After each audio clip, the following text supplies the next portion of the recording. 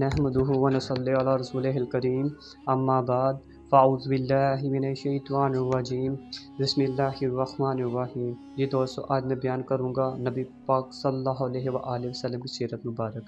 Start کرنے سے پہلے آپ سب سے گزارش ہے کہ جو لوگ نئے ہیں وہ چینل کو سبسکرائب کر دیں تاکہ مزید آنے والی ویڈیو آپ تک پہنچ سکیں۔ چلیں آئیں ویڈیو سٹارٹ کریں۔ حضرت محمد صلی اللہ علیہ وآلہ وسلم کے سر مبارک کے بال نہ تو زیادہ گنگرالے تھے اور نہ ہی زیادہ سیدھے تھے، بلکہ دونوں درمیانے تھے۔ ان بالوں کو دراز مختلف روایات میں بیان کیا گیا ہے۔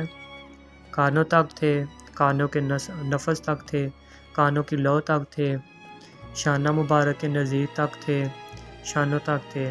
ان سب روایات میں تقیت یوں ہے، ان کو مختلف روایات میں حوال پر معمول کیا گیا ہے، یعنی جب آپ صلی اللہ علیہ وآلہ وسلم بالوں کو کٹواتے تھے تو کان تک رہ جاتے تھے، پھر بڑے نفس گوشے یا نرم گوشے یا شانہ تک پہنچتے تھے۔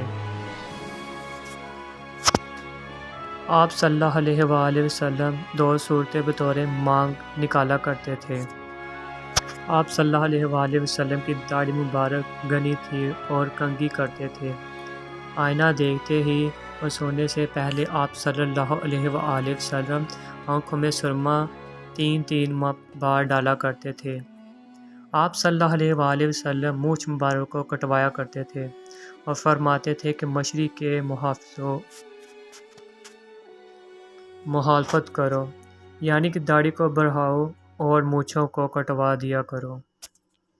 خیر عمر شریف میں آپ صلی اللہ علیہ وآلہ وسلم کی ریش مبارک اور سر مبارک میں تقریباً 20 بال سفید تھے۔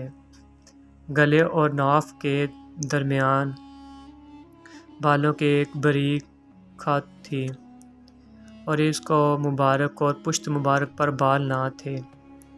دونوں بازوؤں اور شانوں اور سینے مبارک کے بالائی حصے میں بال زیادہ تھے۔ اور مزید ویڈیو دیکھنے کے لیے میرے چینل کو سبسکرائب کر دیں تاکہ مزید آنے والی ویڈیو آپ تک پہنچ سکیں۔ اوکے جی، اللہ نگہبان، السلام علیکم۔